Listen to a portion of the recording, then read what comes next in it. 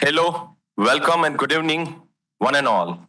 On behalf of the organizing committee of International Conference on Emerging Trends and Contemporary Practices 2022 on the theme Realization of Sustainable Development Goals under the current scenario, I extend a warm welcome to all the dignitaries on the dais, our honorable guests, speakers, and participants who have joined us both offline and online to this validation. In the last 2 days, we have been a witness to a lot of deliberation in the different tracks under the theme of Sustainable Development Goals, and the tracks are namely Sustainable Wellness, Sustainable Business, Sustainable Technology, and Indigenous Knowledge System. The theme is very relevant and all encompassing, addressing issues that the humanity and the nature at large is facing today. We at Atmiya University are pursuing contributing to sustainable development goals by integrating the understanding and creating the awareness of the reality that our own existence is in coexistence with other humans and the nature. Hence, we have subjects of universal human values, sustainable development goals, and concept to practice as our base courses to develop the capacity of our students in applying their learning towards problem solving and thus becoming action leaders. Hence, this theme and the conference is our intervention to provide the platform for the discussion, reflection, collaboration, and contemplation on the way forward to sustainable development. We are fortunate to have our leadership team, the patrons, partners of the conference, to guide us through this endeavor, which has helped us to develop the vision for future research and development as a university in the benefit of society and nature. I, Dr. Vishal Vora, now call upon Deputy Registrar of Atmiya University, Dr. Ashish Kothari, to give the welcome address. Dr. Kothari, please.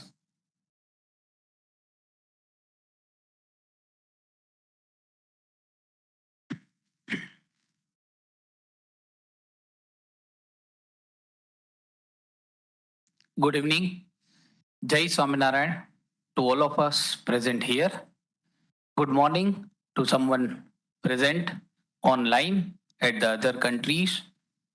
Even good afternoon to someone who is there enjoying this particular valediction after the lunch session, and even good night to someone who is about to go to bed. So, very good evening here in this valediction function. Basically, this is a scenario we have seen from last 2 days that from more than 10 countries, 17 states from India, and 72 institutions across the globe, we have participation of more than 400 paper presentation, participation, and attendees joining in this 2 days conference deliberations. We has seen three main words during the entire conference preparation to the conclusion. These three words are excitement, zeal, and commitment. Excitement of all the stakeholders of Atmiya University from the day when this idea of organizing international conference was conceptualized in one of the leader, one of the mind of one of the leader. Then to the day before this conference, which actually started. Excitement of the partnering institutions globally and locally, universities and institutions, which for handholding Atmiya University and make this conference truly international.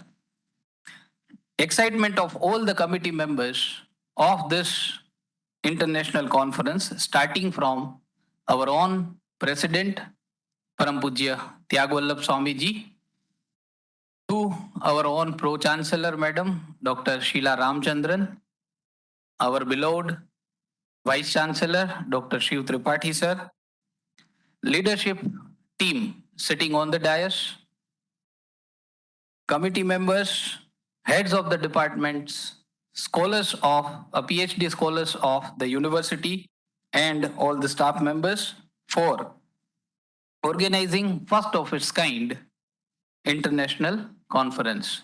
Excitement of all the stakeholders of this conference to make this conference a successful one.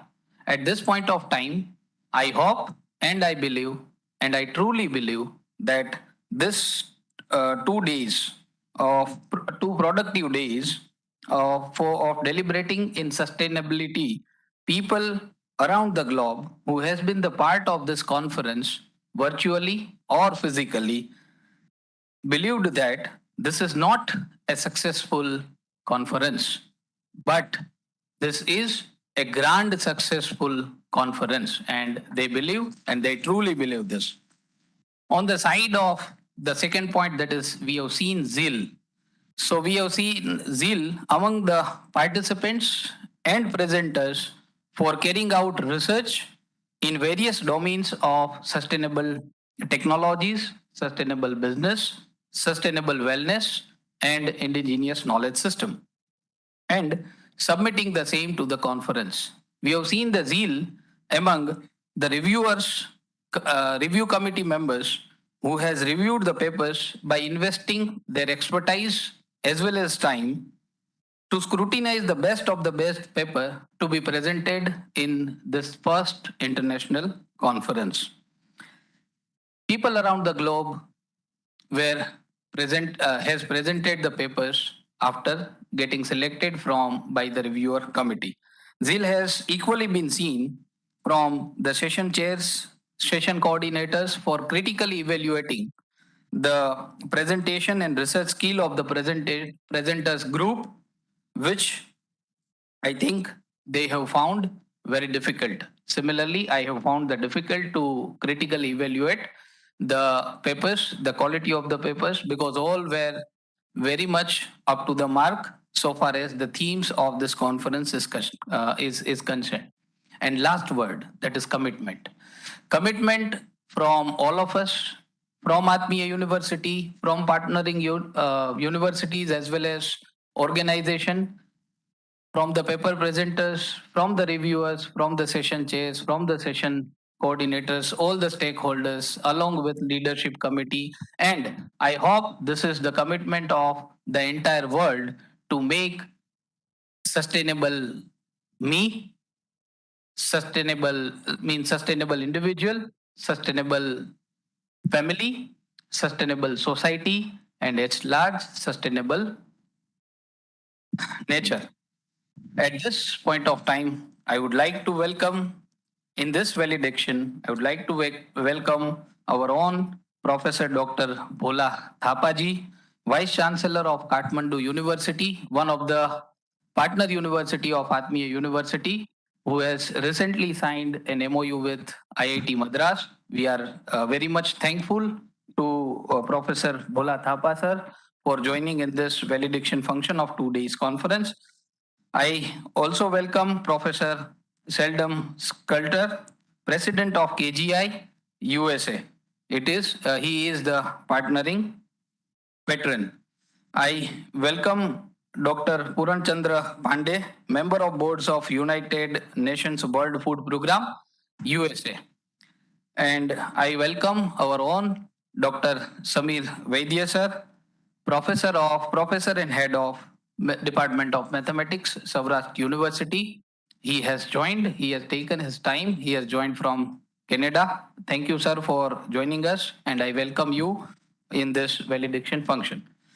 On our side, I welcome Dr. Shiv K. Tripathi, Vice Chancellor of our university, Dr. Divyang Vyas, my guide, my mentor, and Dean of Transformative Academics, Registrar in charge of Atmiya University, leadership team on the dais, faculty members of the dais, students who are there online, all the people who has joined online, watching the YouTube live session. I welcome all of you in this session. I hope the 2 days has given us the strength of next 1 year, and next year also we would be conducting the same kind of conference with same excitement, same zeal, and same commitment. Thank you.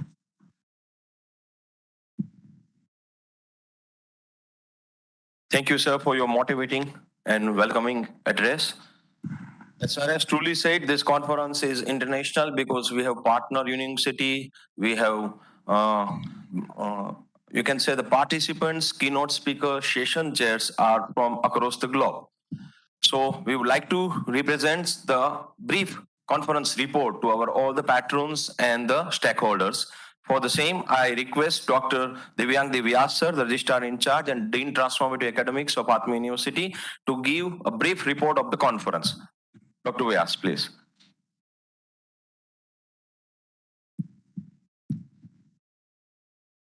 Thank you, sir. With humble regards in the lotus feet of His Divine Holiness Hari Prasad Swamiji Maharaj, Param Pujya Tyag Swamiji, and warm greetings to all present on the dais, and those who have joined online. It is my pleasure to present before you the report on the International Conference on Emerging Trends and Contemporary Practices 2022, which was organized by Atmiya University in association with University of Miyazaki, Japan, Craig Graduate Institute, USA, Lincoln University College, Malaysia, Inter-University Sustainable Development Research Program, IUSDRP, UK, and Hemchandracharya North Gujarat University, India. As my friend has mentioned, the conference was centered under the very apt theme of realization of sustainable development goals under current scenario, where the objective was to identify emerging sustainability challenges and to explore possible solutions through exchange of ideas, dialogues, and experiences. The conference was planned under 4 tracks, namely sustainable wellness, sustainable business, sustainable technology, and indigenous knowledge system. Each track further had around 8 to 10 subtracks. Rather than focusing on specific domains, these tracks were very thoughtfully identified to attract contributions from multiple domains under each category, thereby promoting a platform for transdisciplinary sharing. I am pleased to share that under these 4 tracks, the conference received in total of 155 submissions. After a careful review by a team of 28 reviewers, from 155, 117 papers were selected for the presentation during these 2 days. Maximum papers were received under the track of sustainable technology. I'm again happy to share that out of those papers which had been selected, more than 90% of these papers were presented and discussed upon in total of 12 different technical sessions during these 2 days.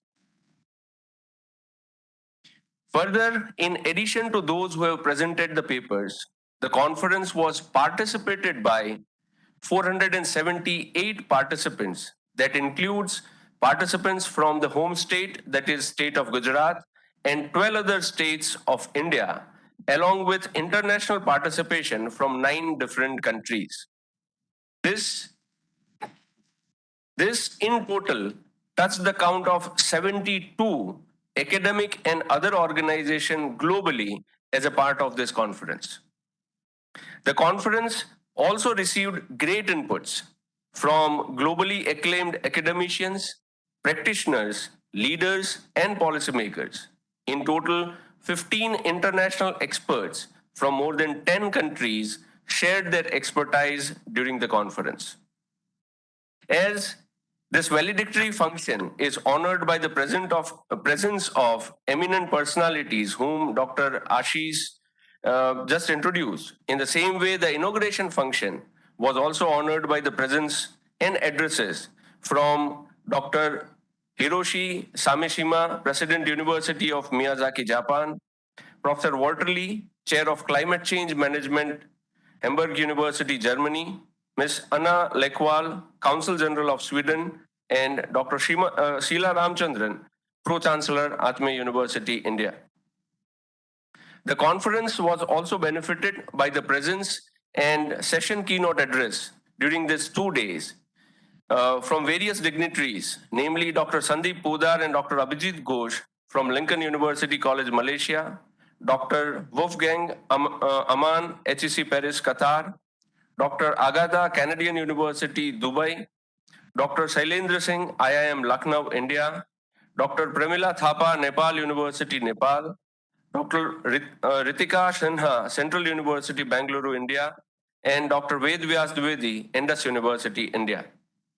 At this point, if we look at the spectrum of areas addressed during the conference in terms of presentation by participants, as well as keynote and special addresses by invited speakers, it is great to know that almost all 17 Sustainable Development Goals are addressed during this conference. The findings of this conference will be published in terms of conference proceedings and would be shared with all shortly. Further, the selected papers will also be processed for publication in reputed journals. With this, I end presenting this report with a great sense of satisfaction and motivation to extend this further and contribute as an individual, as a team, and as a university in coming times. Thank you everyone for valuable participation and contributions. Thank you very much.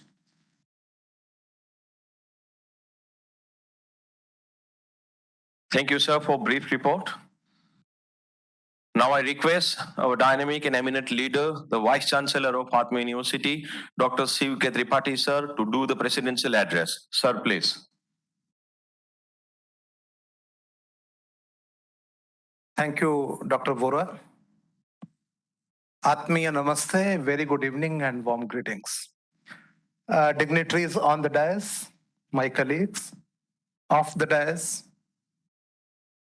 faculty members, participants, delegates, distinguished special guest keynote speakers who have joined online, Honorable Professor Dr. Bhola Thapaji from Kathmandu University, Shri Puran Pandey ji from UN Food Program Trust India. I can see Professor Dr. Harish Kumar Madhyastha ji, he has also joined, thank you, from Miyazaki University, Japan. Our trustee secretary, Professor Dr. S.K. Vaidya, who is also head of the department, professor and head at Department of Mathematics at Saurashtra University. Ladies and gentlemen, once again, on behalf of our spiritual guide and mentor, Param Pujya Tyag Vallabh Swamiji, I welcome you all to this valediction session of 2 days international conference, which focused on realization of SDGs under the current scenario. We started preparations few months back. Yesterday we started with the inaugural session. And as Dr. Ashish mentioned 3 words, so without repeating the 3 words, I can see that excitement level and commitment level and zeal, how it is among all, whether online or offline, this side or that side. Yesterday in the inaugural session, our Pro-Chancellor mentioned a very key word. And she said that sustainability is about changing the mind. We often discuss about sustainability is about mindset change. I remember in 2012, while participating in Rio Plus 20, we were at that time also discussing about the sustainability mindset change. At that time, we did not know that the name would be Sustainable Development Goal, because at that time we were implementing Millennium Development Goal, the 8 goals, MDGs. But the answer to this mindset change, I often question myself and I keep on wondering that what do you mean by this mindset change? 2 examples come to my mind. One is from the field of business. Another is very general, all of us we know. You all have heard about the fable of goose and the golden egg, which has many variants. Sometimes in India, we say hen and golden egg, who laid the golden egg. That there was a goose or hen who used to produce a golden egg every day. And then some people decided that no, today we kill and we can get all the gold in one day. And I feel that's one of the best examples of sustainability mindset. This identification is not my own, but one of my friends, Professor Ronald Berenbaum, he first mentioned me this. He works at New York University, NYU Stern School of Business. And then we agreed that, okay, this is one of the examples which we can keep.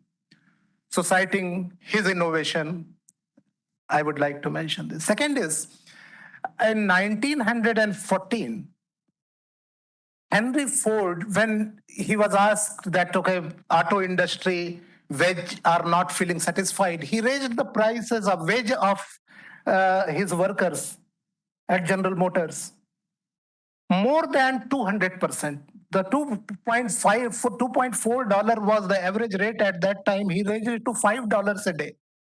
And people were calling him a crazy person or a greedy person, trying to attract the workforces from the other competitors' companies and all those allegations. But it proved to be very, very successful, and the company's productivity level increased. The cars were sold many times. And after a few years of this success story, some journalist asked him and asked that, okay, what made you to increase the wages to 200% more? And he replied, so that my employees can buy my car that I produce. I think that's another example of sustainability mindset. That how we think that we are not on the side alone, but we are together. We are producing, we are consuming, and we have to understand, we have to empathize that we may change the roles and what does it all about. Very quickly, what are the challenges that we are facing today? Again, I have 2-3 quick examples. If you look at the global supply chains, in most of the cases, you see that majority of the profitability of a particular product or service are being concentrated with few. And those who are working hard on the grounds, they are struggling with the tough working condition. They are producing for the wealth of some other people, whether it is the lithium batteries in Congo or sweatshop in the Bangladesh, which are supplying to the brands like HR and Jara. All these are the examples. Another challenge that if you look into, I was doing one study in East Africa that was on deforestation and its impact on economy. And when I tried to convince the local people that, okay, you should not go for deforestation, rather you should come back to the gas and other options and don't produce the charcoal, they said, this is my living.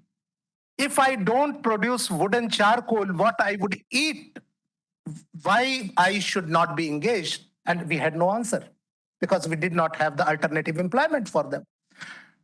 I will come to the point that what are the challenges in these examples. The third one is, you look at the skyscrapers, the buildings we have built in India and metropolitan cities and many places. From where did we get the idea of 40-story apartments? We borrowed the idea from the certain other environment where the climate conditions were different, the weather was different. We adopted it as it is because it looked good, because somebody taught us that it is good. Buildings should be like this. We started constructing, making money. Some people made money for 2 or 3 decades. But now we are realizing the heat consumption level in these buildings are many more as compared to the traditional building. And then when we install air conditioners, again, the heat that we produce in the night is going to increase the temperature of the cities and the societies where we live. These are some problems that I mentioned here just to link it to 2 or 3 main issues in dealing with the sustainability. One is dealing in compartments. When it comes to the sustainability, it includes social aspect, economic aspect, environmental aspect. But if you look at the initiatives, either focusing on environment or focusing on social or on economic, not realizing unless we balance the metrics, we cannot achieve the balance in the performance of these metrics. And that's one reason, my friends, that all the 17 SDG goals, 169 targets, we have laid down all these just to map the progress, but they are not the solutions. They are a tool to monitor the progress, how we are making progress across the development areas that we have identified. All these goals and indicators overlap. If you change the education, that also change employment, that also change gender equality, and you can see a numerous examples which are overlapping with each other. So it's a very difficult to isolate. Second challenge is still our performance metrics in the organizations at all levels is dominated by the economic considerations. We say that we are for sustainability across the world, companies, organizations, institutions. But when it comes to annual general meeting of the organizations, still the ratios are calculated not in terms of CO2 emission, but rather in terms of the dollars saved and rupees saved at the end of the day. These are the challenges. Unless we integrate this, unless we try to look into holistic manner, it becomes very, very difficult to move even a mile further on the path of sustainable development goals. But I am sure, given a number of initiatives, the zeal, the excitement and commitment with which the people are working, we are determined to achieve something. Human mind is creative. We have faced challenges, but at the same time, we have found the solutions. I will not be taking much time once again. I thank you for giving time and listening with patience. Thank you so much. Jai Hind.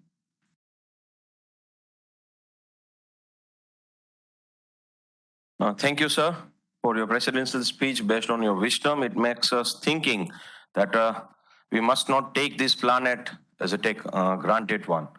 Now, we have with us Professor Dr. Bhola Thapa. Sir is a Vice Chancellor of Kathmandu University. He is also a professor in the Department of Mechanical Engineering at Kathmandu University. Professor Thapa holds a PhD from the Institute of Energy and Process Engineering, Norwegian University of Science and Technology from Norway. He completed Master's of Engineering in Mechanical from Birla Institute of Technology and Science, BITS Pilani, India. He has authored of books Engineer of Engineering Education and Engineering, Shiksha Engineer in Nepali, and has more than 100 research publications to his credit. It's our privilege, sir, that you are here. I request, sir, you to inspire us with your special address. Professor Bhola Thapa. Sir, please. Thank you very much. Namaste. Namaste, everybody. Can you hear me? I just want to make sure yes, sir. you are audible. Yes, you are perfectly audible, sir. Please. I would also like to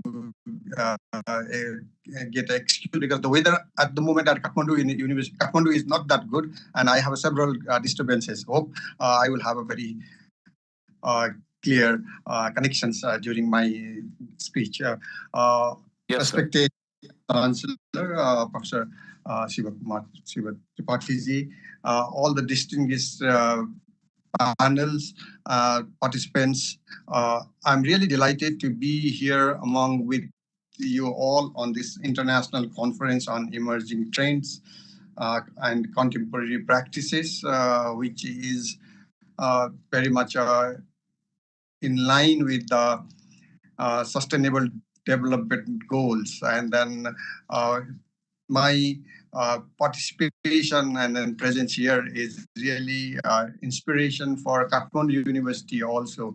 I was really glad to hear the progress by Dr. Vyas. Like there were so many deliberations, presentations on sustainable development issues, which is common issues for all of us.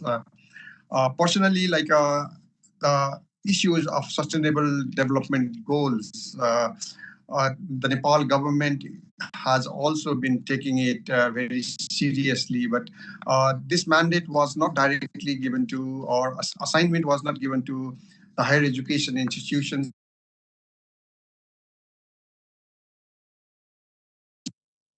We had yes, yes. Yeah, that's since I am connected with mobile, I have some disturbances with other calls and other things. Please bear with me. No issue, sir. Please. Like when we had I also had attended the conference of Vice Chancellor's conference of Association of Indian Universities.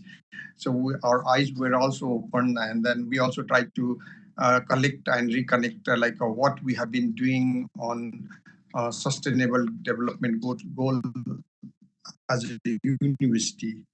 Nepal, as a member of United Nations, has committed to adopt the sustainable development goal from the very beginning, and it was such a nice coherence that the promulgation of new constitution of Nepal in 2015 and the adoption of sustainable development goal by United Nations happened around the same time.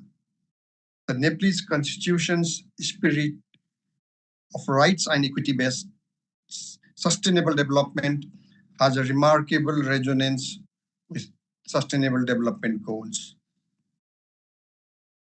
As a genuine commitment of Nepal as the right way to internalize the goals of SDGs in our 14th national plan, that is 2016 and 2019, and has continued to align and orient in its 15th plan, which is undergoing 2019 and 2024. Kathmandu University, as a responsible academic institution of the country, is complementing on its own way and scale to help and realize the SDGs by Nepal. Directly through the courses, programs, our research activities, and community engagement through our 7 schools, namely arts, education, engineering, law, management, and medical sciences. That the university is educating the students or future generations about incorporating SDGs in their lives and the professions, and also in its own administration and operation of KU is directly or silently incorporating SDGs to help support the nation in its mission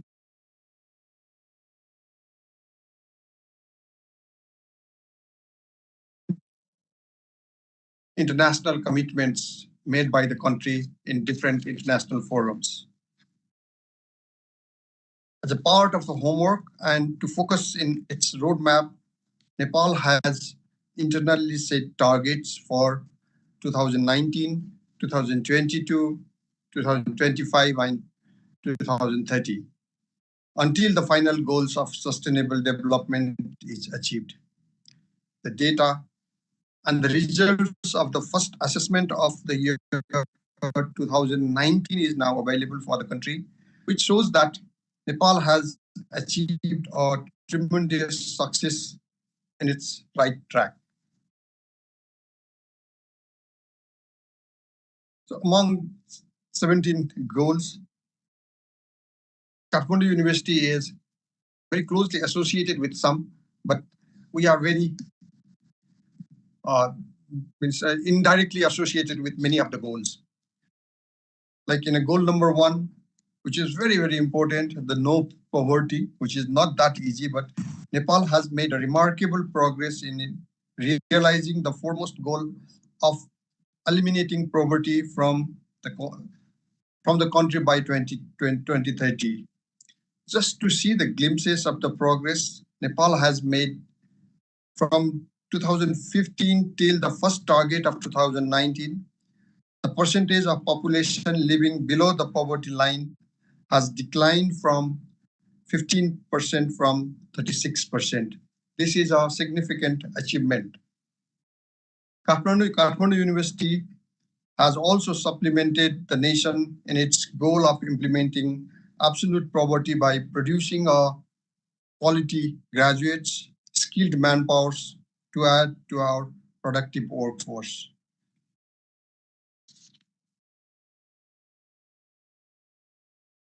Kathmandu University is contributing in achieving the target of zero hunger by offering the courses like biotechnology and agriculture, which can or which might increase the overall food production, and so it will help for food security in the country. Our contribution is mostly on the good health and well-being. Kathmandu University produces almost 50% of the medical graduates in this country, and especially for the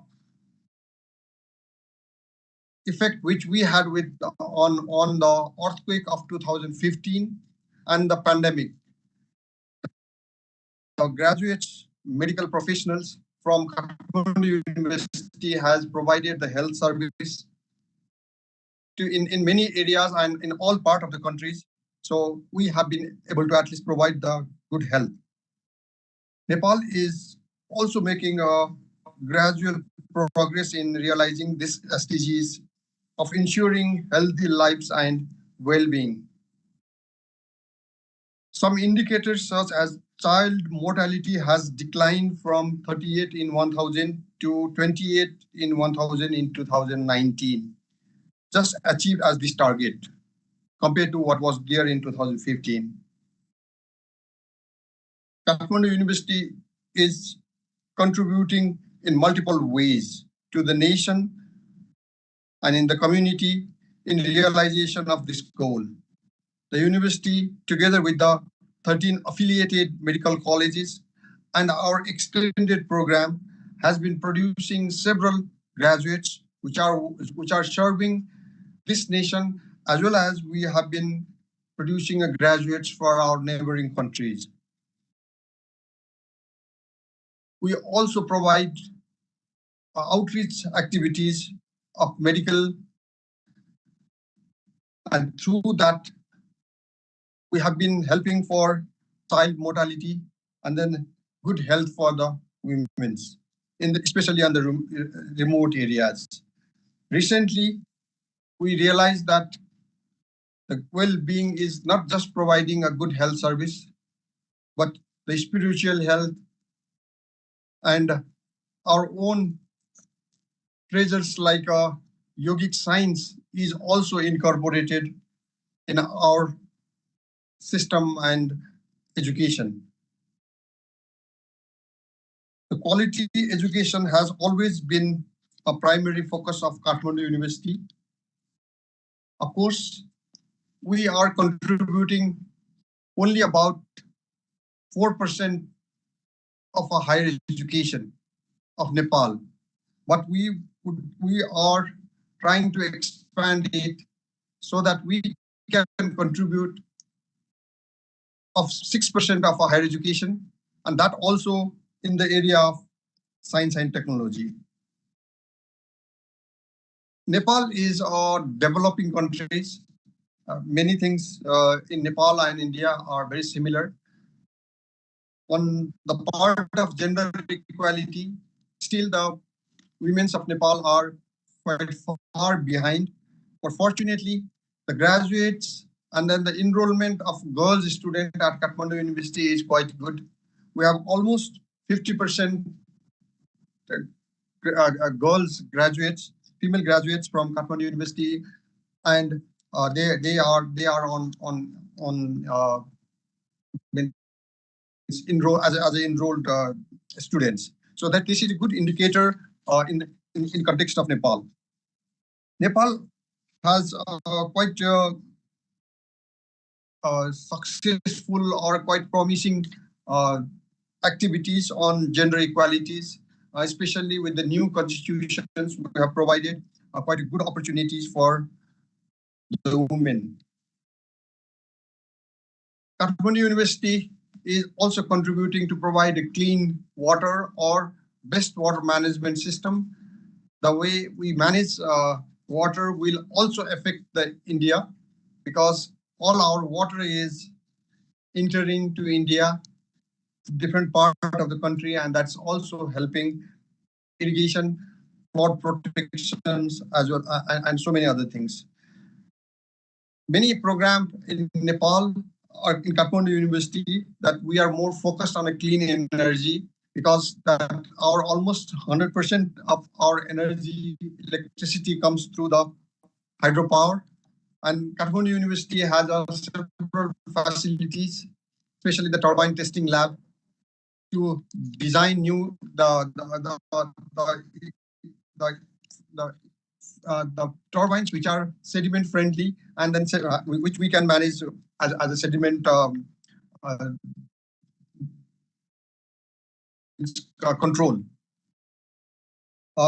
Among several other goals, we have special programs on climate issues.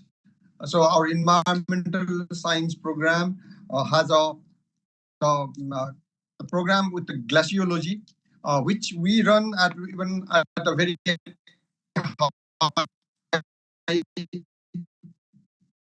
mountains, and we have used the from neighboring countries and many other part of the world. So we have unity or meet for sustainable goal, development goal for mutual benefit and mutual need for national, regional, as well as global agendas. Especially we are very much focused and very much dedicated on the partnerships for this goal. Many programs at Kathmandu University has been supported by the universities and academic institutions of India and several other parts of the world. I'm really glad to share with you all, just this week, during the visit of Prime Minister Shri Narendra Modi, we signed an agreement with the Indian Institute of Technology, Madras, and exchanged this MOU in his presence to run the master's program on sustainable energy system in Nepal.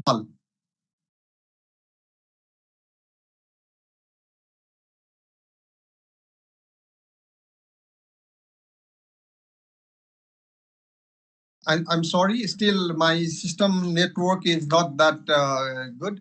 I hope on this technical challenges, you have been listening to me. Yes, sir. Yes, sir. With this, I would like to congratulate Atmiya University for organizing such a wonderful event of an international conference. We could not participate this year, but hopefully next year and in your next conference, my colleagues will be very happy to participate, and hope very soon that we will have a formal cooperation and collaboration between Atmiya University and Kathmandu University. Once again, thank you everybody for listening to me. Thank you. Thank you, Professor Dr. Bhola Thapaji. We are really pleased to listen that the Kathmandu University is contributing in the sustainable development, then outreach facilities, then spiritual health, and the yogic science, and the quality education. So naturally, in future, Atmiya University will join hands with the Kathmandu University in a way forward for the quality education and the sustainable development solution. Thank you, sir, once again, for spending your valuable time on this. Thank you, sir. We have next with us Dr. Samir K. Vaidya, who is the Secretary of the Trust Sarvodaya Kalani Samaj, and is presently working as a professor and the head in the Department of Mathematics at Saurashtra University, Gujarat, India. He has rich experience of 34 years in mathematical research and teaching. He has supervised about 30 students for MPhil and the 23 students for the PhD till now. He has published about 205 research papers in the national and international repute. The popularity of his research articles can easily be observed by 1,632 citations with the H index 21 and I-10 index 60. He is also a reviewer of many scholar journals. He's also a member of the editorial board of the journal Likes Mathematics Today and the Journal of Computational Mathematica. Presently, he is also acting as a vice president of the Academy of Discrete Mathematics and Applications for the period 2020 to 2022. He was also conferred by the prestigious Professor A.R. Rao Encouragement Award for the Research in Mathematics for the year 2013. His area of specialization includes graph theory, especially leveling of graphs, domination in graphs, and the graph energy. I would like to welcome Dr. Samir Vaidya, sir, for his felicitation address on this event. Sir, please. Hello, everyone present in person as well as on virtual platform. Thank you, Dr. Vora, for a kind introduction. All of us belongs to the same fraternity, and I will like to introduce, and I feel fortunate enough to introduce myself as a teacher. I will, on behalf of the Board of Management of Atmiya University, I welcome you all at the valediction function of this 2 days international conference on emerging trends and contemporary practices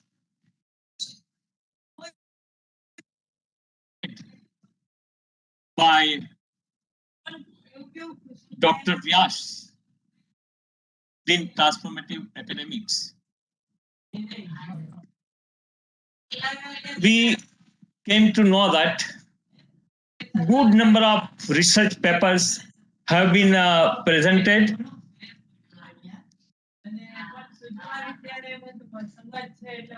in various 4 tracks, and there were 12 technical sessions were arranged.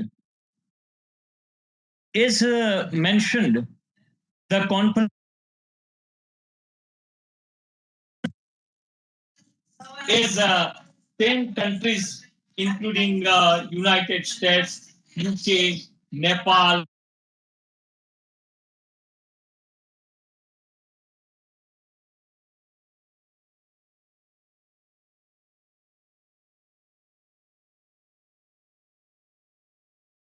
Sir, I think you are not audible right now.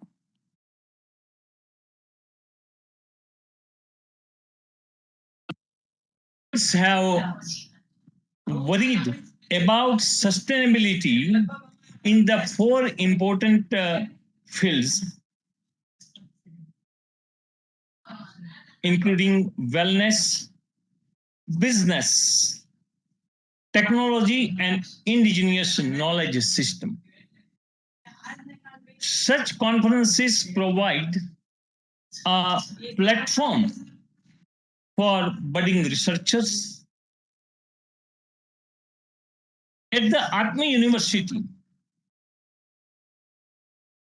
our Gurudev, His Divine Holiness Hariprasad Swamiji, and President of Atmiya University, Tyagvallabh Swamiji, always emphasize in sustainability in all the fields of our day-to-day life.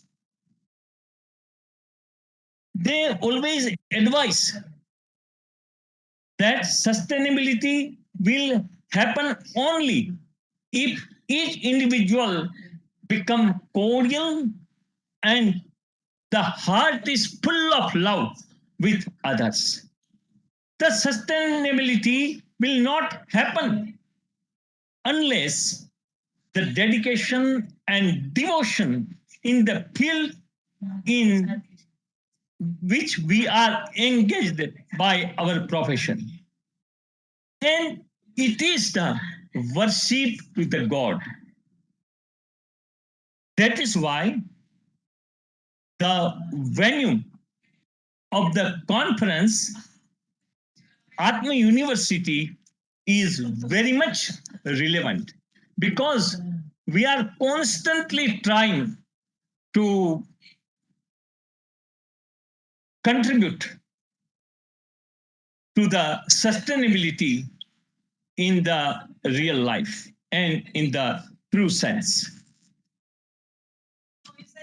Why such academic events are important? For that, I quote former President of India, Dr. APJ Abdul Kalam. All of us do not have equal talent, but all of us have an equal opportunity to develop our talents. I unquote. Such events provides an equal opportunity for all the fraternities of researchers, students, as well as faculties. And it is a platform to showcase our own research progress, to know the fault, where we are lacking, and introspection. Being a member of Board of Management, I congratulate the organizing and advisory committee for this 2 days international conference, as well as partnering institutes for their academic cooperation. And I am sure that all of us meet together on a platform in person in the coming days. And I always like to start with a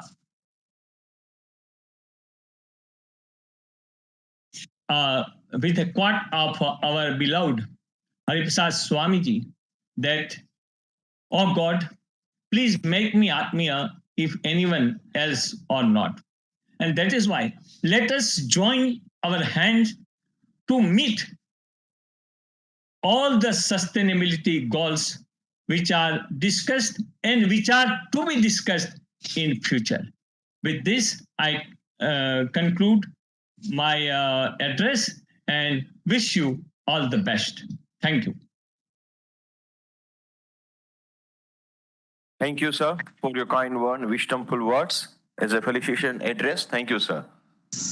It gave me an immense pleasure now to introduce with all of you the today's very special, globally renowned speaker, and that is Dr. Puran Chandra Pandey. 3 hours back when I read sir's bio, I was very mesmerized and impressed. I think after 1 minute when I will complete, maybe you also. So allow me, founding CEO of Dialogue of Civilization Research Institute of Berlin, Germany, based international think tank in the year 2016, contributor to Springer Nature's Global Encyclopedia on Sustainable Development Goal year 2020, and supplement policy advisor to government in China, Germany, and Rwanda in the year 2018 onwards. Dr. Puran currently serves resident representative of Climate Scoreboard, a USA, World Food Program Trust 2016 onwards, and the Sonnet Group 2018 onwards, and a European policy consulting firm. Previously, he served as a senior leaders in the Ispat Bennett Common and Company, which is now Times of India and the United Nations. His professional work on issues related to sustainability, circular design, sustainable development, climate change and international trades, environmental policies, multilateralism, international project collaborations, energy transition, private sector and the development cooperation, transit geographies around and across Asia, Africa, Europe, and not in that only, but also nationally, regionally, and internationally. Please let me mind, there are still to go. In addition to serving special committees on sustainable development, sustainable industrial water and human rights on the UN, both in New York and Geneva, Dr. Puran also chaired and served on committees of Planning Commission, now Niti Aayog, Ministry of Environment, Forest and Climate Change, Ministry of Program, Implementation and Statistics, Ministry of Corporate Affairs and Bureau of Indian Standard. He has also been chairing Social Audit Committee to the SEC Limited, one of the largest cement companies for last 5 years. Dr. Puran is currently leading a high-level panel on circular design and the future of sustainability for the Swedish Institute, Stockholm, under the Ministry of Foreign Affairs of the Swedish government. It gives an immense pleasure, sir, to please request you to give valedictory address on this occasion. Dr. Puran Pandey. Thank you very much indeed, and I'm very humbled by a very bountiful introduction that you have given. So thank you very much indeed, and I'm very, very grateful to Atmiya University for inviting me and giving me this opportunity to be able to share some thoughts at the end of the two-day conference, which the university has so successfully organized by bringing so many important players together. And I think partnership, collaboration, working together is something which is at the heart of whatever we do, both in our lives and also in our professional careers. So I'm very happy and I congratulate the university for having steered this very timely and very consequential two-day international conference on sustainable development goals. So my congratulations, and I'm very happy that it is being led by Professor Tripathi ji, who has been at regional forums, global forums, and we had opportunity and occasions to attend some of the conferences outside India as well. So I'm very, very thankful to the university for inviting me. Let me start by saying that what goes around comes around. And this is a law of the nature. And this law of the nature has not been tinkered at all over several centuries by people.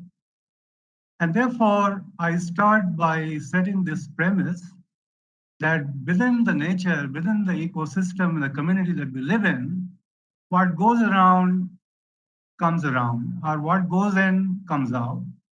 And I go back straight to what really happened in 1945, when the two world wars brought the whole world to the knees, and every government around the world began to feel that what really needs to happen, and can any one country do everything on its own?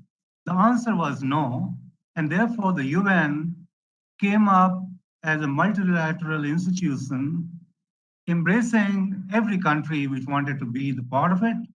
And this is how 1945 becomes a very, very watershed year in the history of multilateralism. And then I take you to 1972. Swedish people began to talk to UN right from 1968 onwards, and telling the UN to convene a conference on human-environment interface. And UN, of course, was busy with several other things that couldn't really do that. But by the time 1972 came in, UN agreed to put together the famous Stockholm Conference of 1972, in which India also participated at the highest level. Mrs. Gandhi was there herself, and therefore we opened the floodgate not only of how countries will talk to each other, how will really countries will like to cooperate and collaborate, but also come out with certain kind of an agenda and action agenda point of view so that they could probably put what they talked in Stockholm back into the ecosystem, which was locally driven. And that is why it is very, very important to remember two things at the very outset. One, that everything is between planet and people. And everything else, technology, knowledge, business, wellness, everything else will fall within that socket which is being sort of held together, on the one hand by the people, on the other hand by our Mother Earth. And therefore I said what goes around comes around. And then in 1972, we had UNEP, which was set up in Kenya. The whole idea was that after Stockholm Conference, there needed to be an agency which needed to sort of coordinate different aspects of actions which governments would be taking, and then going over it and seeing to it that things are happening in the right way and in the right fashion, and with very tangible goals to be achieved. Then I take you to 1992, when we had UNFCCC set up in Bonn. And the whole idea of UNFCCC was to take the stock of what the countries were doing and create a COP kind of scenario, which is conference of parties, where countries will come and present the agenda of what they've been following at the country level and report back. And as we all know, that COP26 happened of late in Glasgow, where many countries, including India, also improved on the climate pledge. All that I'm trying to say until now is that wherever we are, in our homes, in our families, in our communities, in our country, regionally, globally, everything is being driven by people and the planet. Everything else comes in between. From 1992, we come to the year 2000. Yeah, these are the watershed years, and since I have been a part of some of these agenda items, I think it will be very helpful for all of us to take a little stock taking of where we started and where we are. So 2000 was the watershed when two things really happened. We had the birth of UN Global Compact, which was brought about by His Excellency Kofi Annan. And then in the same year, we also had this whole idea of MDGs and putting the world together in a direction where the world will take measured actions to ensure that while the planet is not depleted, be it mining, be it using extra water, be it burning fossil fuel, be it anything of that kind, or maybe overconsumption and over production, you look at it from any dimension at all, you will see that everything falls in between the people and their action, the lifestyle on the one hand, and how the humans go on to interface adversely or positively or favorably with the Mother Earth, and everything else falls in between. So we had MDGs in 2000. In 2015, we had end of MDGs, which were 8-fold goals, and the goal number 7 was all about environmental sustainability. And then in 2015, we had new set of 17 goals, which is what we are talking together. And you would have really talked at full length during 2-day conference, which the university organized, taking along everybody, many universities, many people, many companies and many other stakeholders. So while we are sitting in 2022, where do we really go from here on? As I said in the beginning, my premise was that what goes around comes back in some ways. So while we complete 50 years of the Stockholm Conference, which happened in 1972, and I'm sure that all of you would know about it, in June of this year, which is a few days away from now, on June 2nd and the 3rd, the Stockholm 50 is going to be held in Stockholm, which means whatever we started 50 years back in an institutional fashion is going to be coming back again at the same place on June the 2nd and June the 3rd, 2022. Now, agenda of 72 conference was human interaction with planet or environment. And in 2022, Stockholm plus 50 has the same agenda in a way, which talks about healthy planet for everybody's prosperity. And then it talks about two things. It talks about responsibility. It talks about opportunity as well. So we have to really remember these four words, which are really going to be the kind of front and center while we are into the decade of action before we end SDG by 2030. So these are the four very operative words. What would be really taking place in Stockholm in the month of June on 2nd and 3rd. It is all about healthy planet and prosperity for all. But these two things will happen only if we are responsible and we seize upon the opportunity that we have in a lifetime of mending ourselves, putting our mindset in a way which is not only the mindset for the saying or for the sake of the mindset. The mindset has to be a winning mindset.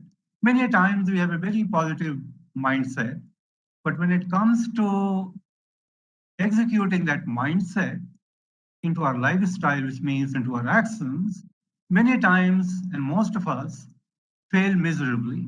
So I am a great fan, of course. Mindset is very, very important, which has to be winning. But that mindset has got to translate into positive action wherever we are, at home, in our workplace, in the marketplace, in the community. We need to really see to it that whatever we do that part, maybe going to office and not really using your car, but choosing to travel in a bus, for example, public transport, whereby you cut your CO2 because you are then joining other people who are traveling in the same bus, and the same bus is taking everybody, 40, 50 people to one destination. So rather than taking the car out, driving it, burning petrol or diesel, somebody chooses to go by metro, somebody chooses to go by a bus, somebody chooses to go by another means whereby you will be able to cut CO2 on your individual lifestyle action which you are taking. So these are the four operative words which are going to be debated threadbare in Stockholm on June the 2nd and the 3rd. It is about planet, it is about prosperity, and everything again falls in between the Mother Earth, the planet, and people like us and all of you. And it also says that these two things will really succeed only if we are acting more responsibly and we also end up seizing that opportunity. Now, having said it, let me very quickly go back and try and say two or three things before I conclude. There is a very big role of academic institutions because this is where you have, as we talk to each other, we have 450 million youth in India alone, which is enrolled across the board in schools and colleges and universities.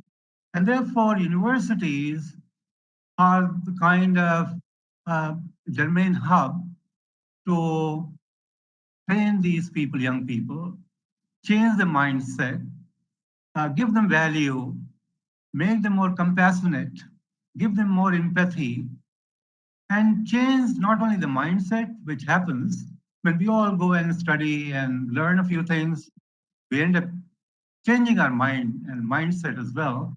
But we really have to make sure that wherever we are, whatever we are doing with these 450 million youth across the schools, primary, secondary, and higher education, we have to see to it that alongside the education which universities and schools and colleges are giving to these youth, it must come with value. It must come with a change in the lifestyle. It must come with a very clear message that you are not really here to do certain things which will really destroy the very character and virtue of the Mother Earth.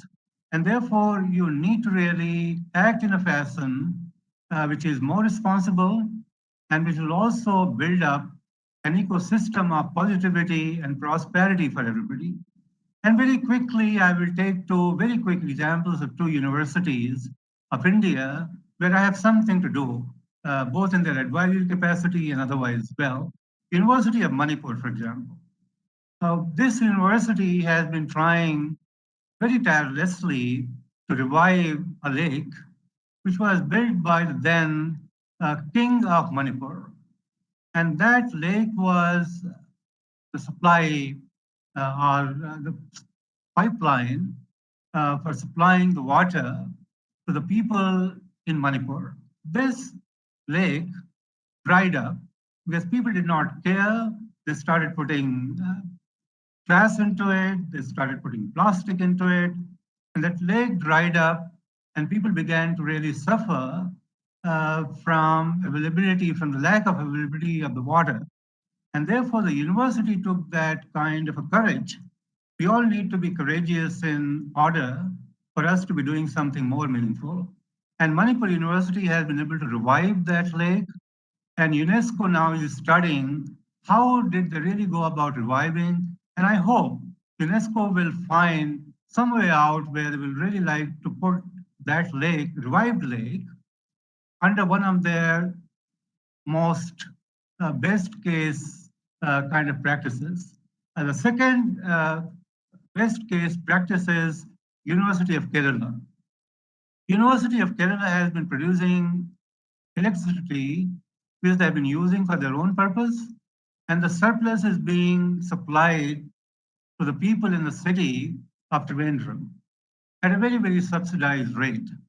And I can tell you what I saw in these two universities is something which I cannot really forget.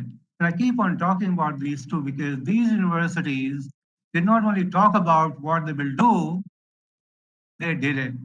And therefore, the proof of the pudding for all of us, not only universities, not only people who are there, not only the student community, not the other stakeholders, but all of us, the proof of the pudding will be seen in how we execute the action that we need to really take, which is pro-environment, which is pro-prosperity, which is anti-fossil fuel, which is transition to green energy, which is using only what we need to use in terms of other natural resources, which is water, for example, and see to it that we follow four immediate agenda, which is right up and center in front of each one of us. First one, SDG, and I will really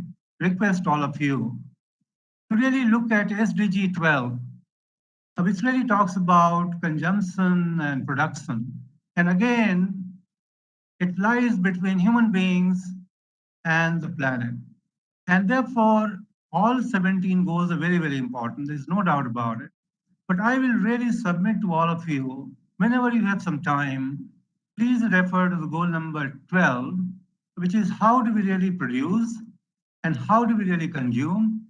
And in the process, what really happens? And therefore, four agendas for all of us to follow through. One, SDG, which we have been talking about, very important, and we cannot really do anything else about it, but to follow through and see that we can really direct our actions, both individual and collectively, towards saving the planet in whatever way we can. Second one, we have climate agreement which happened in Paris in 2015, which is all about keeping planet protected, not really depleting the resources of the planet at all. And therefore, we have to follow through climate agenda of the Paris, which happened in 2015, and it was coterminous with Sustainable Development Goals, which happened, of course, in New York, and 2015 climate treaty happened in Paris.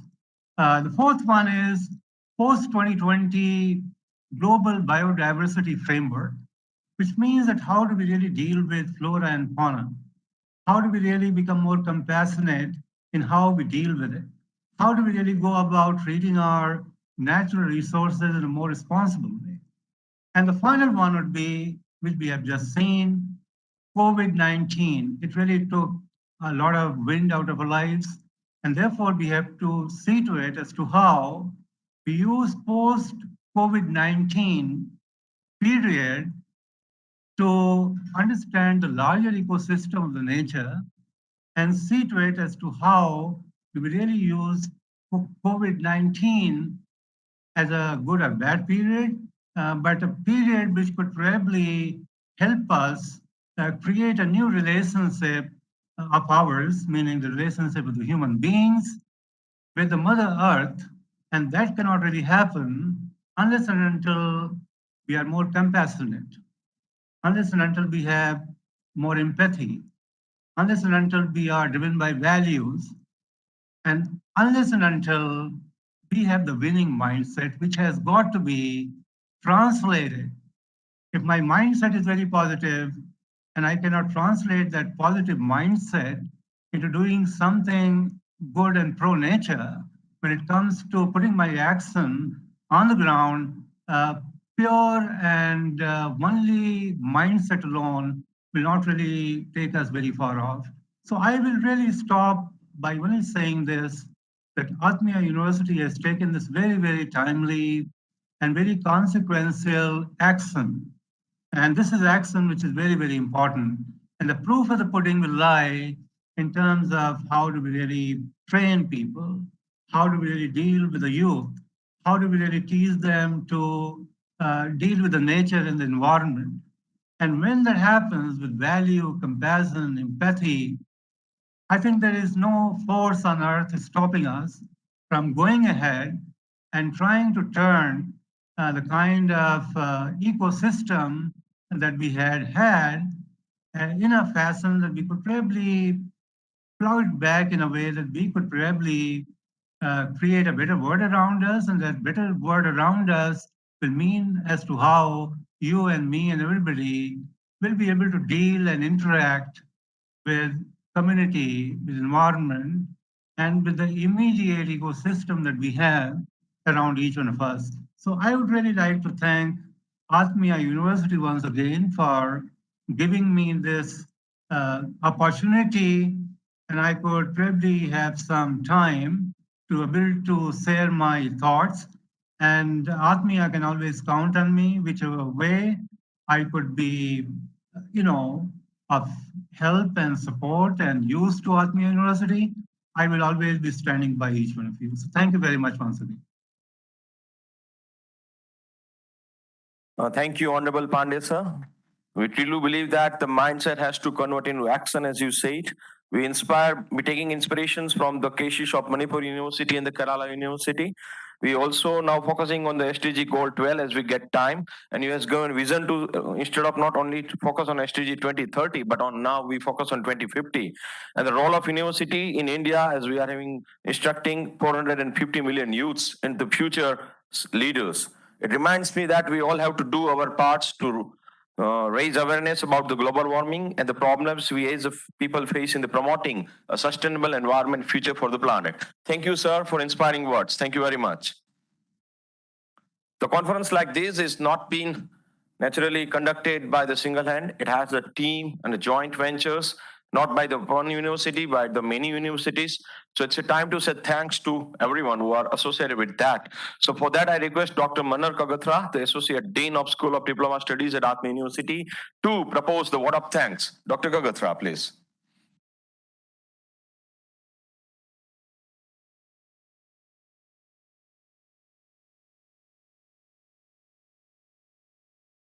My pranam to lotus feet of His Divine Holiness, Param Pujniya Hariprasad Swamiji. Namaskar to one and all present offline as well as online. Good morning, good afternoon, and good evening to all as applicable one. Humanity and Mother Earth are in critical situation today.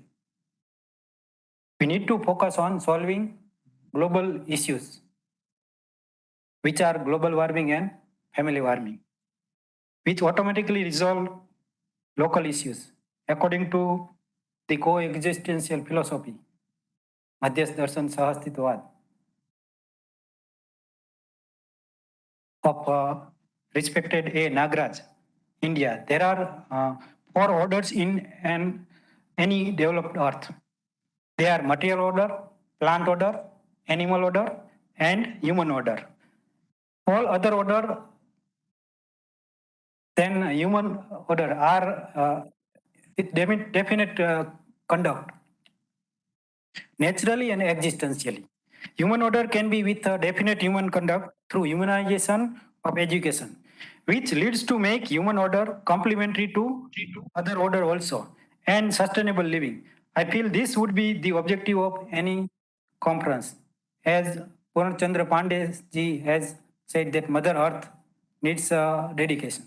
So I, Dr. Manar S. Kagatra, Associate Dean of School of Diploma Studies, thank to organizing committee of Atmiya University for providing me opportunity to offer vote of thanks in this first international conference on emerging trends and contemporary practice with the theme of realization of SDG under current scenario.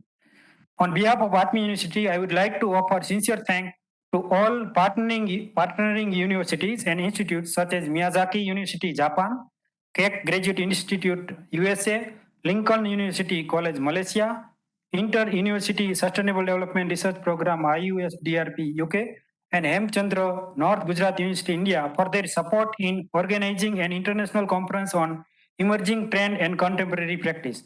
I express my deep sense of gratitude to our chief patron and president of Atmiya University, Param Pujaniya Tyagolab Swamiji, for his continuous blessings and inspiration. I also thank Honorable Dr. Sheila Ramchandran, Pro-Chancellor, Atmiya University, India, Dr. Shiv K. Tripathi, Vice-Chancellor, Atmiya University, Dr. Atmiya Bhaumik, President, Lincoln University College, Malaysia, Sheldon M. Schuster, Keck Graduate Institute, USA, Professor Walter Lill, founder, IUSDRP, and Dr. Hiroshi Sameshima, President, Atmiya, President, University of Miyazaki, Japan, for guiding us throughout the conference for making it successful. I would like to extend my heartfelt gratitude to our esteemed guest, Dr. Bhola Thapa, Vice Chancellor, Kathmandu University, Nepal, for the special address. Dr. Samir K. Vaidya, Professor at Saurashtra University, India, for the felicitation address. I have deep sense of gratitude to Dr. Purna Chandra Pandey. I consider it as Purna Chandra, full moon, member of the Board of United Nations, World for Punam for Food Program, USA, for the valedictory action. I thank organizing committee, Dr. K.D. Ladwa, Dr. D.D. Vyas, Dr. G.D. Acharya, Dr. H.M. Tak, Dr. Vishal Kasgiwala, and Dr. Ashish Kotari for their continuous support and handholding. I also thank convener Dr. Vishal Vora, Dr. Jain Thakur, and Dr. Viral Karya for their dedication in making this conference a grand success one. I feel deep sense of gratitude to all eminent speakers who have presented keynote address in different sessions of these 2 days international conference. I also thank all session chairs, session coordinators, and reporters of different sessions and tracks. I also thank to all the presenters and participants who made the event a memorable one. I also thank all reviewers, external as well as internal, for their time-bound response. I have deep sense of gratitude towards member of communication, registration, marketing, technical and infrastructure management, designing and review committees and other supporting staff to perform different tasks. Please forgive me if I forgot the name of anyone who has contributed in making this international conference successful. Thank you, one and all. Thank you.